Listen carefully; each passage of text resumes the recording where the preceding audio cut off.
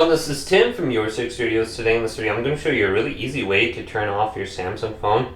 If the power button for whatever reason is not working, you can see I have this power assist menu right here.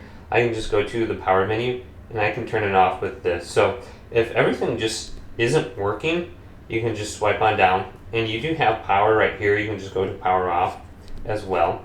But if we swipe on down, if that isn't working for whatever reason, we can go on down to accessibilities. And there is an option for the assist menu. So here's accessibility. It's on our Samsung phone. And then we can go to where it says interaction and dexterity. Tap this. And then we have the assist menu right here. And we can just turn this on or off. And you can go into it too and just look at it. So this little button is going to go away. If you turn it back on, it'll appear. You can drag it anywhere on your screen. And then on the second or third menu, it looks like the second menu, there's the power menu right here. We can just press this and it'll pop up. And for some reason it's white. And then we can look at the different options on here. We got screen, zoom, recent home, back, screenshot.